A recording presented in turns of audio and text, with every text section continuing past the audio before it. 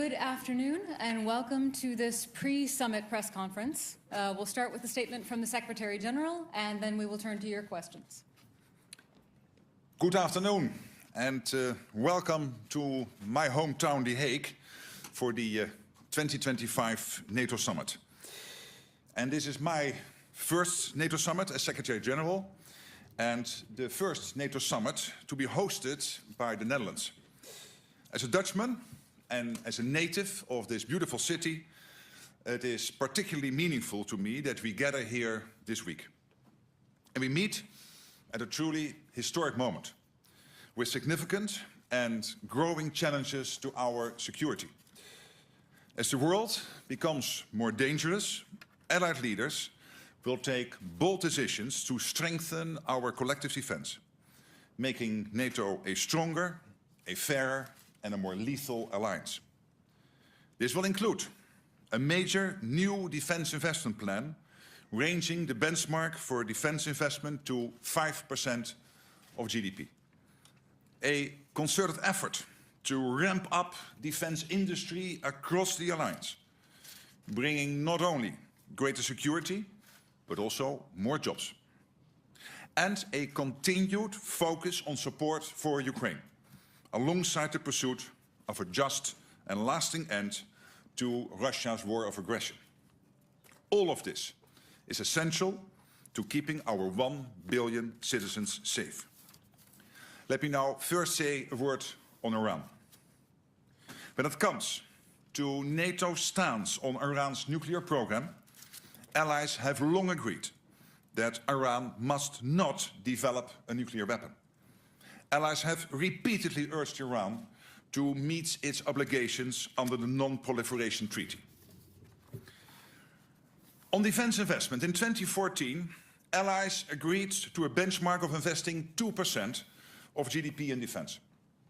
And it is very good news that all allies will now meet that target this year.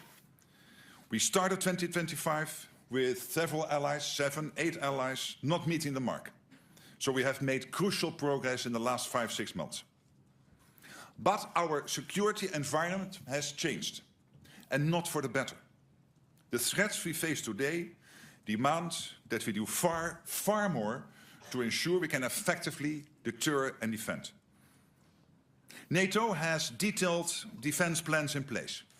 We know how to tackle the dangers that confront us. And we are committed to defending every inch of allied territory, should any potential adversary make the mistake of attacking any ally. Based on those plans, allies have agreed an ambitious new set of capability targets, the specific, practical requirements that ensures that we can implement our defense plans. Having done this high-stakes homework, it is now clear what kind of investment it will take to effectively deliver what we need. And it is critical that each ally carries their fair share of the burden. The defense investment plan that allies will agree in The Hague introduces a new baseline, 5% of GDP to be invested in defense. This is a quantum leap that is ambitious, historic, and fundamental to securing our future. The new defense investment plan is the key deliverable for this summit and will be decisive when it comes to ensuring effective deterrence in defense. The details of our plans are, of course, classified. But let me give you a few examples of what we will invest in. A 5-fold increase in air defense capabilities, because we see Russia's deadly terror from the skies over Ukraine every day. And we must be able to defend ourselves from such attacks. Thousands more tanks and armored vehicles. Because even though warfare is changing fast, we still need to be able to protect our soldiers on the battlefield and to maneuver. And millions of rounds of artillery ammunition. Because it is by having these stockpiles that we can deter aggression from any threat. As we invest more, it is crucial that we also produce more. At present, there is not nearly enough supply to meet our increased demand on either side of the Atlantic. For this, we need to work closely with industry, the major players that are the foundation of our defense industrial base, as well as the newer players that will help as we innovate and ensure our technological edge going forward. It also means working together with our close partners, including Ukraine, the European Union, and our partners from the Indo-Pacific. We are already working on this. And tomorrow at the NATO Summit Defense Industry Forum, we will continue to see new orders and concrete cooperation to expand our defense industrial base. We are sending a clear demand signal. We need industry to respond, and we need industry to respond quickly. Because there is an urgent need, but there is also a tremendous upside to ramping up our defense production. Not only will we be more secure, but there is huge economic potential for our societies, including more jobs for our people. By investing more and producing more, we build a stronger NATO. The result is also a fairer NATO, as allies step up to ensure there is more equal sharing of responsibility for our shared security. As we become stronger and fairer, we will also demonstrate that while NATO is and will remain a defensive alliance, there should be no doubt about our ability and resolve to protect our nations and respond with resounding force should we be attacked. This is what it means to be a more lethal alliance. So as leaders begin together for the NATO summit here, this is our focus, ensuring that we have all we need to deter and defend against any threat. Of course, the most significant and direct threat facing this alliance remains the Russian Federation. Moscow continues to wage war against Ukraine with the support of North Korea, Iran and China, as well as Belarus. We all want peace for the Ukrainian people and an end to the terrible war against them. Yet as work is ongoing in pursuit of a just and lasting peace, we must continue to make sure Ukraine has what it needs to defend today and deter in the future. Our support for Ukraine is unwavering and will persist. And we have, I can announce that now, new estimates showing that our European and Canadian allies have stepped up and have already pledged, where we originally would be able to announce 20 billion over the first 3 months of this year. It is now, they will provide over 35 billion euros of additional security assistance to Ukraine for the year ahead. So in a couple of months, we went from 20 billion to 35 billion. And I think that is great news. So here in The Hague, allies will reaffirm our ongoing support for Ukraine. And we will be joined by President Zelensky and his team for a range of different meetings over the next days. We also have the opportunity to engage with our partners in the Indo-Pacific, with the leadership of the European Union, and with our citizens across the alliance through the NATO Public Forum that will kick off tomorrow morning. And with that overview, I look forward to your questions. All right. We'll start here in the front row. This woman here all the way on the right. Secretary General, thank you very much. I wanted to ask you, now that we see the United States directly involved in the conflict in Iran, are you concerned that that impacts their view of their obligations to NATO, that it perhaps pushes NATO further down the list of priorities? I don't think so. Of course, the news about Iran is at this moment grabbing all the headlines. And it is, of course, important news. But this summit is really about making sure that the whole of NATO, 1 billion people, will be safe not only today, but also in 3, 5, 7 years from now. And Iran, let's not forget, Iran is heavily involved in the fight of Russia against Ukraine by, for example, their drones deliveries, which are killing innocent Ukrainians every day in cities, in communities without any respect for life. So there is also a close connection between Iran of course, North Korea, China, Belarus, but also Iran with Russia when it comes to the war in Ukraine. So no doubt it will emerge in the discussions. Okay, we'll come to the second row here on the aisle.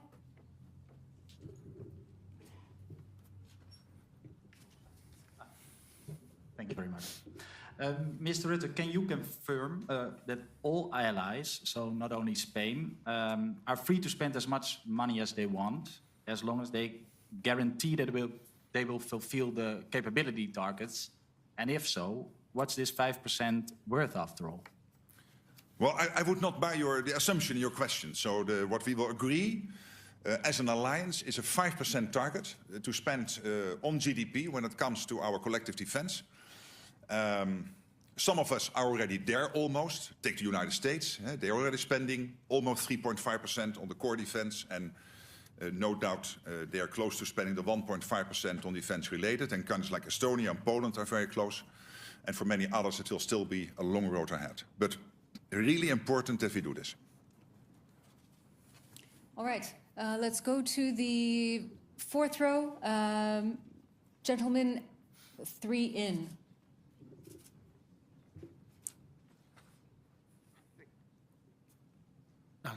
Secretary General, thank you, Luis. Good afternoon. Good afternoon, Luis Tovares, Spanish TV. Secretary General, yesterday you reached an agreement with Spain that it gives flexibility to meet the targets without reaching the 5%. So why this exception for Spain, and what message does it send to other countries that also believe that it's not necessary to reach 5% to meet its goals, and especially considering that Spain is right now the ally that spends the least? So, and the last question, do you think that Donald Trump agrees with this exception? Thank you. Well, all allies agreed with the statement, and all allies agree with the capability targets. The defense ministers a couple of weeks ago nailed down the capability targets. And as you know, we are an alliance where we fight together, and if necessary, where we also suffer and die together for our collective defense. And I've always had the highest respect for Spain's contribution to NATO. They are active all over NATO territory in many missions. And Spain has also agreed with the targets. Fact is that Spain thinks they can achieve those targets on a percentage of 2.1%. NATO is absolutely convinced, Spain will have to spend 3.5% together. So each country will now regularly report on what they are doing in terms of spending and reaching the targets. So we will see. And anyway, there will be a review in 2029. Okay, let's come to this side of the room. We'll go to the front row, the gentleman in the beige jacket. Lauri Nurmi, security policy correspondent from Iltalehti, Finland. Dear Secretary General, 2 weeks ago, you said in London that Russia could be ready to use military force against NATO within 5 years, and repeated it in 5 years. Could you please tell us, what is this assessment based on? And can Russia attack Finland, Estonia, Lithuania, Latvia, or any other NATO nation located in the eastern flank of NATO? Thank you. There's widespread agreement within NATO that at this moment, today, if Russia would attack us, our reaction will be devastating, and the Russians know this. But there is great worry in many circles of NATO. We have heard the Chief of Defense in Germany a couple of weeks ago, and many other senior military leaders speaking about this, and also senior intelligence community people speaking about this, that between 3, 5, 7 years from now, Russia will be able to successfully attack us if we do not start investing more today. The question could be, why do you then give this time frame to 2035? Well, of course, we will start today. That means yearly increments. There will be a huge extra defense spend already in the next 3 to 5 years. There's also time we need to make sure that that defense spend can be absorbed by, of course, hiring more soldiers, making sure that you can buy all the military equipment you need to buy without raising the prices. But that means 3, 5, 7 years from now, we will gradually build a NATO which is so strong that not only today, but also in 3, 5, 7 years and 10 years from now, nobody, not the Russians, but please be watchful what China is doing with its rapid build-up of its military. Already the same amount as ships sailing in their navy compared to the United States, and that will grow into 450 ships by 2030, 1,000 nuclear warheads by 2030. And we have to be sure and make sure that we can defend ourselves against them.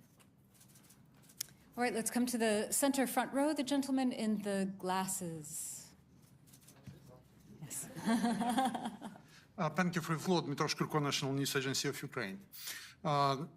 Last days, we have intensified attacks of Russia to the civilian objects in Ukraine. Tonight, at least six people only in Kiev died and around 20 were wounded. So my question is NATO considered that like some kind of challenge just straight before the start of NATO summit? And could we expect, if not reaction, but some kind of assessment of this situation from a leader's side? And the second question, if I may, tomorrow you will have a trilateral meeting with EU and Ukraine. Can we expect you raise the question how EU can replace American assistance, which is not granted anymore? And could it be a reality for EU to replace that kind of assistance? Thank you. Well, first, on your first question, the attacks on innocent civilians, on cities, on communities in Ukraine, without any military goal, I totally find abhorrent. We hold Russia fully responsible for this. It is against any rule, international rule. And anyway, this whole attack starting in 2014 and a full-scale attack starting end of February 2022 is unprovoked, is totally by everybody in NATO seen as something we collectively have to fight back on, making sure that Ukraine has what it needs with our support to take that fight concretely from step to step and make sure that they can defend Ukrainian territory.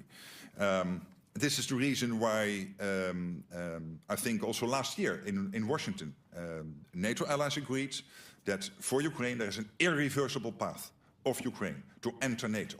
And that is still true today, and it will still be true on Thursday after this summit. When it comes to your second question, as I announced, we thought for this year 20 billion was pledged by Canada and the European allies. It is now over 35 billion. Last year it was just over 50 billion for the full year. This year, not even before we reached the 1st of July, so the half-year mark, we are already at over 35 billion. So this shows you, and this is the evidence, that nobody in Europe, in Canada, including, by the way, the United States, loses sight of what is happening in Ukraine. All right, we'll come back to this side of the room. The gentleman here in the front row in the dark suit. James Bayes, Al Jazeera.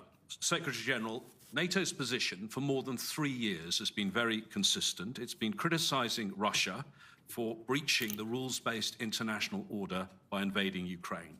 Doesn't all of that seem very hypocritical, given the US's recent actions, which are clearly dubious under international law? Well, I don't agree with that assessment at all.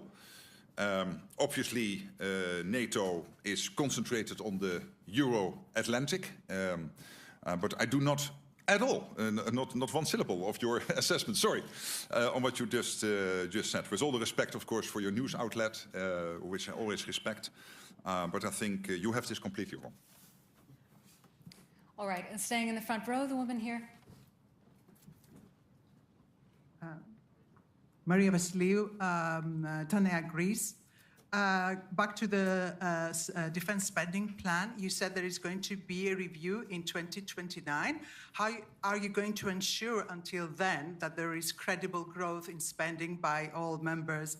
And also, I mean, in other words, taking also into consideration the exemption for Spain, how are you going to ensure that this pledge, this plan, does not become another empty promise? Thank you. Well, let me first say on your particularly alluding to Spain, NATO has no opt-outs.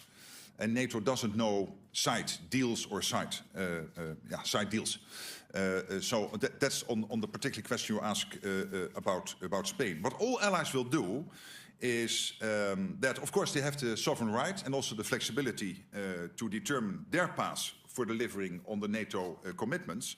That means how much they will spend annually, and this is exactly what we are doing. The big difference from the Welsh pledge in 2014 is this, that there will be annual reports on what nations are spending. There will be regular reviews on what is happening. In 2029, we will take stock, including on the international security situation, whether we might need to increase the amount of spending we need to do as a collective alliance, for example. All right, front row here on the corner. Laurențiu Ungureanu, Hot News Romania, Secretary General. 9 years ago, at the summit in Warsaw, the alliance officially recognized that hybrid threats and information warfare pose real challenges to member security. With rising hybrid attacks, including manipulation campaigns, especially on NATO eastern flank and in the Black Sea region, how can member states determine when such aggression is serious enough to justify a collective response? Well, obviously, we are not making our adversaries any wiser than they are today when that comes to the specific question. But your question raises a very important issue. And that is the important issue of hybrid threats, the important issue of cyber attacks. And let me again state that I hate that word hybrid because it sounds too cuddly. And it is very serious. These can be assassination attempts, the jamming of commercial airplanes in the Baltic, an attack on the National Health Service in the United Kingdom. So this is very serious. And that is one of the reasons why on the list of discussions for tomorrow, this is a big issue. Hybrid, including, of course, cyber. All right, the third row, gentleman on the end.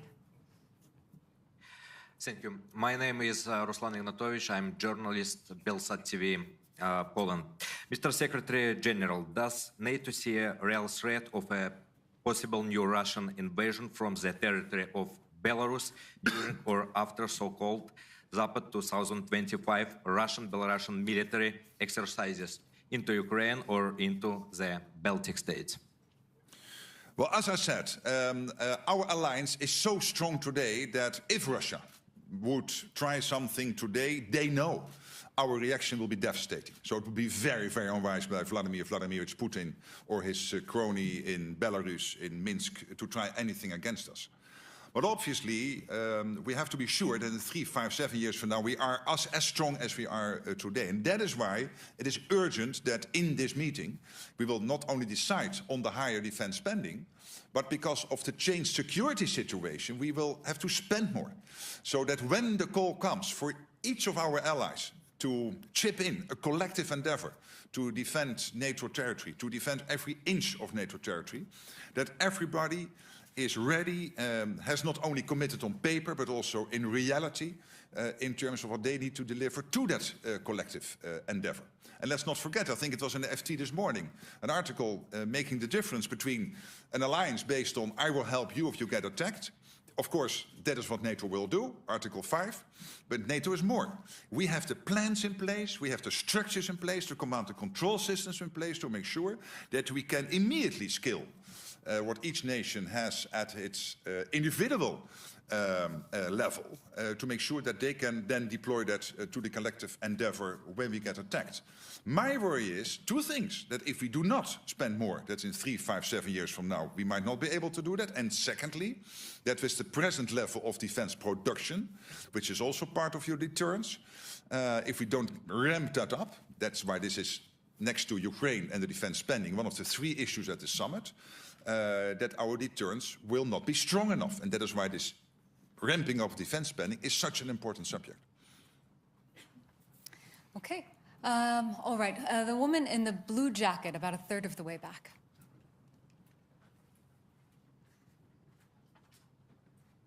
Okay, thank you. Alexandra von Namm with DW, Germany's international public service broadcaster.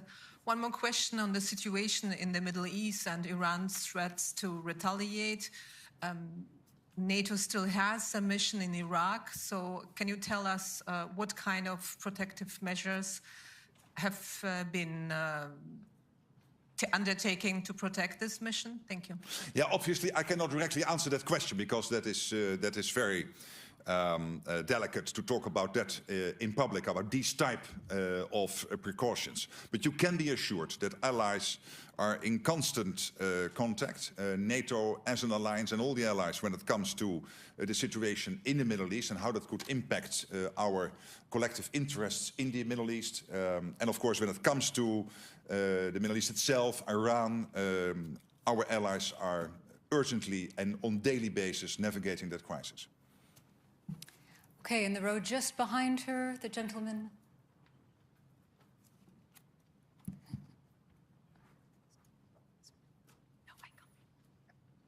Thank you. Mr. Secretary General, you mentioned the Pacific partners. 3 of them have declined to be present with the government leaders. With the threat of China in the back of our minds, what consequence does their absence have? And have you tried urging them to reconsider? Well, we are in very close touch, basically from week to week, month to month with our 4 partners, New Zealand, Australia, Japan and the Republic of Korea. I was visiting Japan early April, and we know that not only for us, but also for them, this relationship with NATO and between NATO and Indo-Pacific is crucial. Not because we want to extend Article 5 to the Indo-Pacific, but we know that the Euro-Atlantic and the Indo-Pacific arena are closely connected. And even more since the end of February 2022, North Korea and China and Iran, but in this case particularly focusing on China and North Korea, ramping up Russia in its attack, or unprovoked attack on Ukraine. So we will have very senior representatives here. We will have important meetings coming up. And you will always see in summits like this that the program changes from day to day a little bit. So here you have one of those examples. But I would not read too much into that. All right, coming to this section, the gentleman with the glasses in the 6th row. Okay. Hello, Edward Lucas and The Times. You've talked about the need to improve air defences fivefold. The problem here is the countries that most need air defences are the least able to afford them, the smaller and poorer members of the alliance in the East. It's the bigger, richer countries, perhaps even like this one, that could afford to contribute but won't necessarily be in the forefront of a Russian air and missile attack. Can you see any way in which the alliance can spread the burden of air defences so that the rich who can pay help the poor who can't? And can you envisage even this might stretch over to Ukraine, which needs it most of all? Well, for Ukraine, on the one hand, it's easy, and at the same time, it's very difficult. So when it comes to Ukraine, there is no debate that we all acknowledge, the US, Canada, all European allies, that Ukraine needs more air defense systems. And in Washington, there was this agreement on the irreversible path into NATO, but also the very concrete agreement to make sure that Ukraine would have more air defense systems. Luckily, on that commitment, most of that commitment has been delivered, but it is not enough to make sure that Ukraine is safe. More air defense systems are needed for Ukraine. The problem, of course, is that there are not too many companies producing them, and there is always a shortage of everything. So here, it's one of the things I personally, SACEUR, the whole of NATO is working on very hard with all allies to make sure that whatever we can supply to Ukraine, we will supply to Ukraine. On your other part of your question, it starts with all the allies making sure that they get to delivering the capability targets, and that means in reaching the 5%, including the 3.5% on core defense. It's true that air defense systems can be very expensive. So when it comes to concrete issues on that, we will be able to solve that, no doubt. But first, also the countries with a smaller budget need to show that at least they have the plans in place to get to the 5%. I think it starts there. And if there are then still problems in terms of procuring, you can always sit together and see what can be possible. All right, and then just in front of him, the gentleman in the dark suit. Thank you, Daniel Tgie, First Western TV and News Channel 24, Ukraine. NATO-Ukraine Council will not hold a formal meeting during the summit. Also, according to recent publications of various media, Ukraine, there's a possibility that Ukraine would not be included in final communique of this summit. don't you feel that the war in Ukraine is being put on the back burner of this summit? No, to the contrary. So we have one session with the 32 leaders. In the past, you would have sessions with the EU, with the Indo-Pacific 4, with Ukraine. Here we made the choice to have one concentrated session with the 32, and around that session with the 32, many smaller sessions. So you will see the president of Ukraine, but also other senior leaders of Ukraine sitting in various formats with leaders over the next couple of days. So that's what, when it comes to the summit program on Ukraine, EU, Indo-Pacific 4. But when it comes to the meeting with the 32, one meeting with the 32, so that's more like London 29, then Brussels 2019, then Brussels 2018. So very focused. When it comes to the support for Ukraine, I don't agree. You will find in the communique, which has now been agreed by the ambassadors, so the North Atlantic Council, you will see important language about Ukraine, including connecting the defense spending up to 2035 to Ukraine and the need for Ukraine to stay in the fight. This is a clear commitment by allies. And the fact that this year, already, not even having reached the half-year mark of the 1st of July, we are now at a total pledge of 35 billion compared to last year. For the full year, a little over 50 billion, shows you that it is rather increasing than decreasing. And I think that's very positive and necessary, because we need to bring that fight in Ukraine, this terrible Russian onslaught, to a durable and lasting peace. Okay, and then just across the aisle, the gentleman in the light suit. That's a very... May I stand up? With a lot of orange. Yes. Good afternoon. My name is Helmut Hetzel, foreign correspondent here in lovely city, The Hague. And I have two questions for you, Mr. Secretary General. First of all, do you have reliable informations that the United States managed to destroy all the nuclear facilities of Iran? That's the first one. And the second question is, I go back to the Asian-Pacific region, because there is also the conflict between China and Taiwan. And there is the Chinese-Taiwan Relation Act.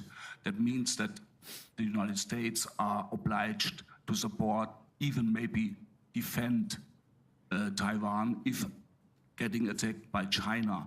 Is NATO prepared for this worst-case scenario in the Asian-Pacific region?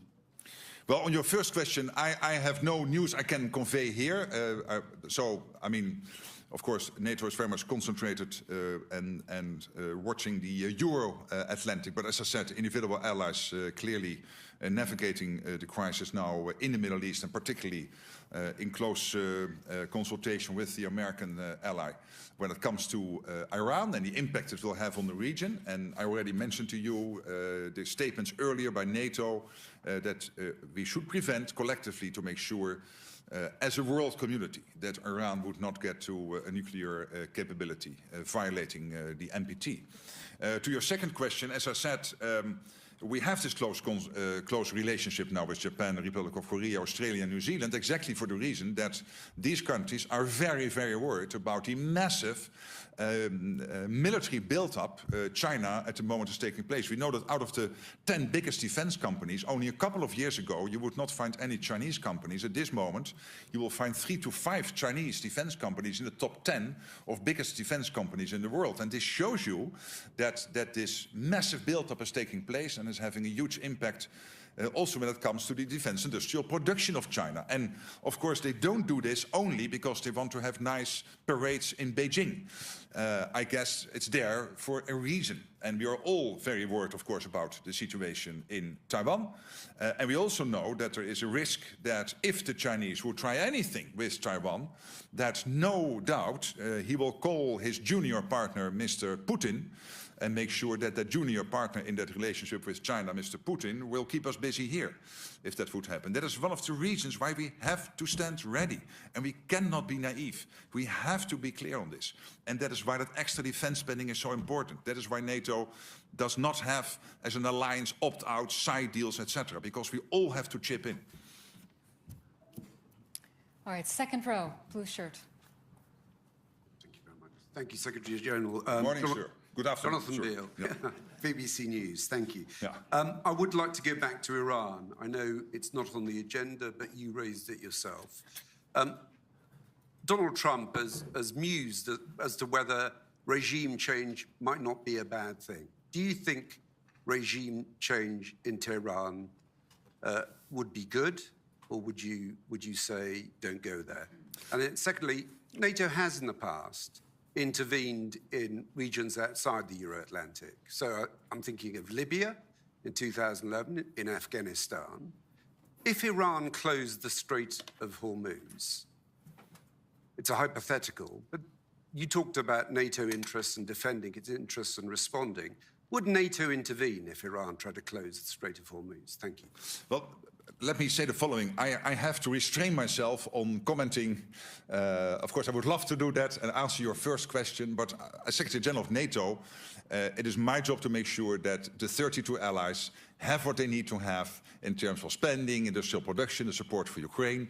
That's what this summit is focusing on. And anything I would now comment, other than what I said in my introductory remarks on Iran, is not helpful. It is deviating from the core issue at hand. And that doesn't mean that individual allies will not discuss this here. It doesn't mean that individual allies might bring it to the discussion on the table, at the table on Wednesday. Of course that can happen, but it's not why NATO. And when it comes to your second question, it is true that for some years NATO has been active in theaters outside NATO territory. I think maybe the biggest change in NATO since the fall of the Berlin Wall is that we have to reconcentrate on NATO territory, because NATO territory itself is under threat.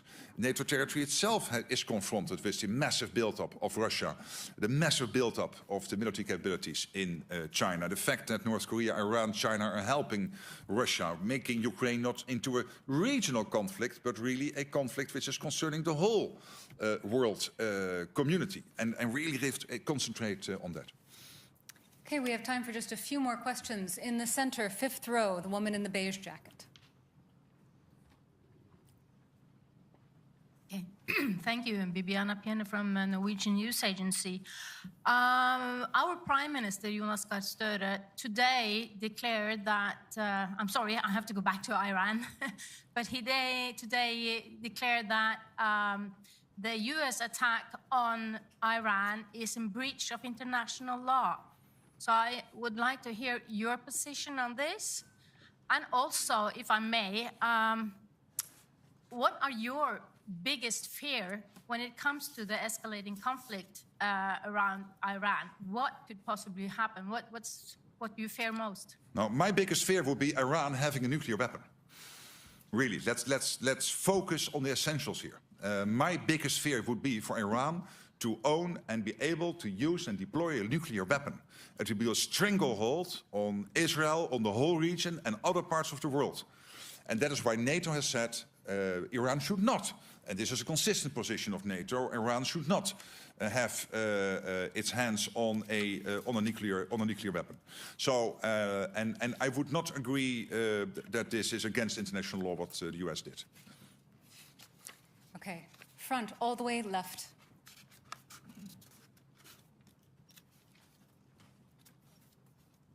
Secretary-General Latika Burke, The Nightly, Australia.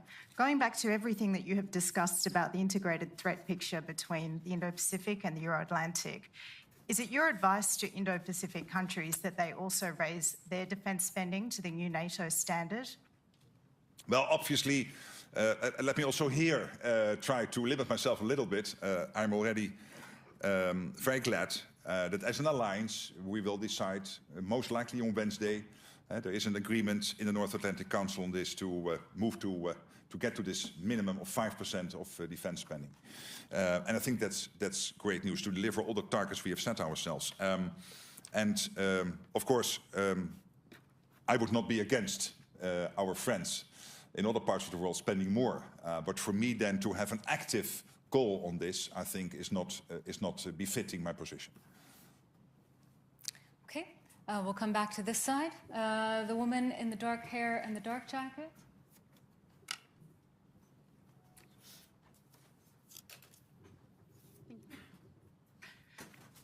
Victoria Klipka from TV8, Republic of Moldova. I address this question from the part of our media delegation. Right. So, As you know, parliamentary elections will be held in Moldova this autumn, and the outcome of the vote will be crucial for the country's future in Europe. Russia has now given up on its plans to stop Moldova on its tracks, and it's utilizing the entire arsenal of hybrid warfare tactics is tested and refined during the last year's presidential elections.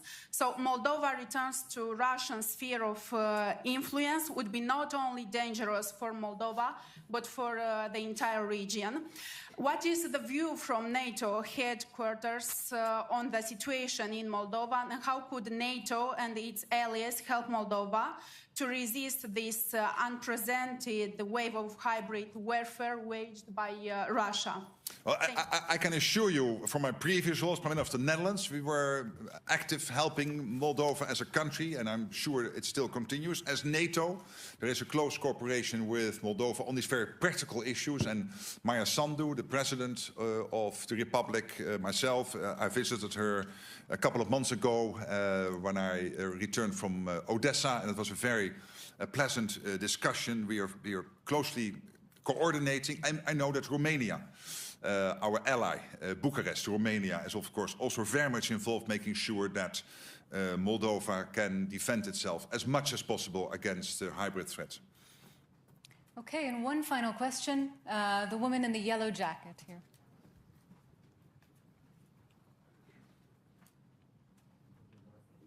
Thank you for this opportunity.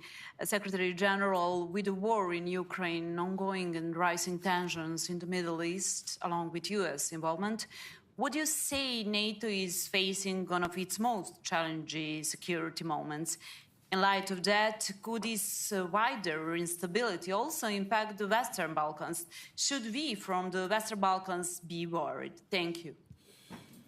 Well, of course, the Western Balkans, 5 of the 8 Western Balkan countries are part of NATO, including Montenegro, Albania, North Macedonia, and obviously Slovenia and Croatia. So NATO is very much as a collective present. And then, of course, we have in Kosovo, KFOR, and we work closely with the European Union when it comes to Bosnia and Herzegovina and EUFOR. So there are close cooperations, and I'm myself in a sort of permanent dialogue with the President of Serbia, whom I know very long, who is a close friend, but at the same time we do not always agree, and it is important to keep that conversation going. So generally, when it comes to the Western Balkans, you can be assured that individual allies, but also as a collective, we are very much focused on that part of Europe. More generally, to your question, I think it is spot on, and it is a very good last question. Because let's not kid ourselves. The security situation has dramatically changed over the last couple of years. Of course, in 2014, with the occupation of Crimea, but particularly with the full onslaught in 2022 on Ukraine. And since then, this massive reconstituting of Russia of its armed forces. At the same time, they working together with the North Koreans, with the Chinese, with the Iranians, and China itself also rapidly building up its armed forces to levels we have never ever seen before. So the international security situation has changed dramatically. And that means that this summit is so important, because what we need to have is that when the call comes to any individual ally to deliver to the collective endeavor what is necessary to defend NATO territory in case of an Article 5 attack, then we have to be sure that all allies are able to deliver those capabilities, what they promised to deliver, so that when that call comes, we stand there together, united, not only in spirit, but also in practice. And that is why we have to meet this much higher defense spending goal than we have currently. All right, thank you all so much. Thank you so much. We look forward to seeing you again on Wednesday afternoon. Thank you.